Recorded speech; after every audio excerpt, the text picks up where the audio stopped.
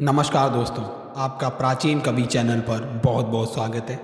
आज की वीडियो में हम देखेंगे गोस्वामी तुलसीदास का जीवन परिचय, जो आपकी आगामी परीक्षाओं के लिए काफ़ी महत्वपूर्ण है।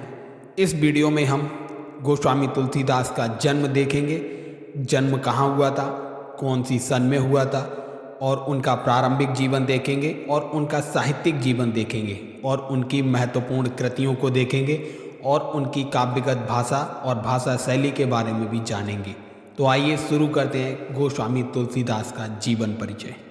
गोस्वामी तुलसीदास जी का जन्म उत्तर प्रदेश के कासगंज जिले के 1511 ईस्वी में एक सूर्यपारीय ब्राह्मण परिवार में हुआ था। लेकिन कुछ विद्वान मानते हैं कि तुलसीदास जी का जन्म राजापुर जिले के चित्रकूट में हुआ था। गोस्वामी तुलसीदास के जन्म के संबंध में एक दोहा काफ़ी प्रचलित है, जिसे आप एग्जाम में लिख सकते हैं। 1554 विषे कालिंदी के तीर, श्रावण शुक्ला सप्तमी तुलसी धर्यो शरीर। तुलसीदास जी के पिता का नाम आत्माराम दुबे था एवं माता जी का नाम हुलसी दुबे था। तुलसीदास जी की माता आध्यात्मिक महिला एवं गृहिणी थी। गोस्वामी तुलसीदास जी के बचपन का नाम राम बोला था। तुलसीदास जी की प्रारंभिक शिक्षा उनके गुरु नरसिंह दास जी के आश्रम में हुई थी। जब तुलसीदास जी 7 वर्ष के थे तो उनके माता पिता ने प्रारंभिक शिक्षा दीक्षा के लिए अनंतानंद जी के प्रिय शिष्य श्री नरहरि बाबा के आश्रम में भेज दिया था। नरहरि बाबा के आश्रम में रहते हुए तुलसीदास जी ने 14 से 15 साल तक की उम्र तक सनातन धर्म, संस्कृत, व्याकरण, हिंदू साहित्य, वेद, दर्शन, 6 वेदांग, ज्योतिष शास्त्र आदि की शिक्षा प्राप्त की। रामबोला के गुरु नरहरिदास ने रामबोला का नाम गोस्वामी तुलसीदास जी रखा था। अपनी शिक्षा समाप्त करने के बाद तुलसीदास जी अपने निवास स्थान चित्रकूट वापस आ गए और लोगों को रामकथा, महाभारत आदि सुनाने लगे। दोस्तों, आप देखते हैं गोस्वामी तुलसी के द्वारा प्रयोग की गई भाषा। तुलसीदास का शब्द भंडार अत्यंत विशाल है। गोस्वामी जी ने अपने समय की प्रचलित दोनों काव्य भाषाओं अवधी और ब्रज में समान अधिकार से रचना की है।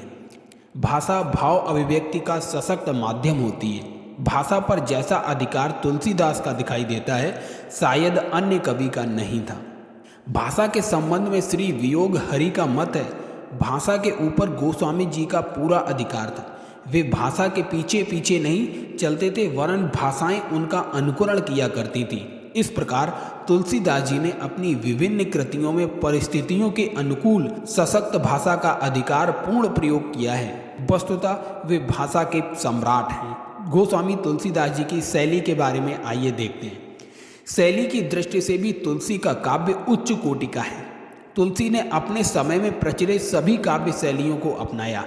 आइए कुछ काव्य शैलियों को देखते हैं। भाटों की कवित्त जैसे सवैया शैली, रहीम की बरवै शैली, जायसी की दोहा, चौपाई की शैली, सूर की जो गेय है उसमें पदों का प्रयोग, वीरगाथा काल की छप्पय शैली।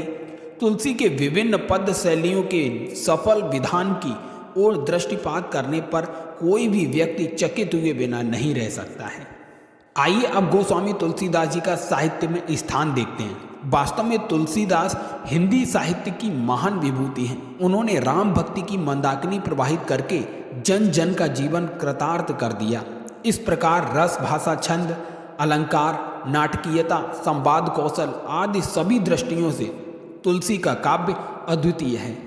उनके साहित्य में राम गुणगान, भक्ति भावना, समन्वय, शिवम की भावना आदि अनेक ऐसी विशेषताएं देखने को मिलती हैं जो उन्हें महाकवि के आसन पर प्रतिष्ठित कर देती हैं। इनका संपूर्ण काव्य समन्वयवाद की विचार चेष्टा है। ज्ञान की अपेक्षा भक्ति का राजपति इन्हें अधिक रुचिकर लगता है। महाकवि हरिऔध जी ने सत्य ही लिखा है कि तुलसी की कला का स्पर्श प्राप्त कर स्वयं कविता ही सुशोभित हुई है। आइए अब गोस्वामी तुलसीदास जी की कुछ रचनाएं देखते हैं। श्री रामचरितमानस अवधी भाषा में लिखा गया है। विनय पत्रिका, कवितावली, गीतावली, दोहावली, बरवै रामायण, रामलला नहचु, श्री कृष्ण गीतावली, वैराग्य संदीपनी, जानकी मंगल, पार्वती मंगल, रामाज्ञा प्रश्न इत्यादि इनकी कुछ महत्वपूर्ण रचनाएं हैं। गोस्वामी तुलसीदास जी की मृत्यु 1623 ईस्वी में वाराणसी के 80 घाट पर हुई थी। धन्यवाद।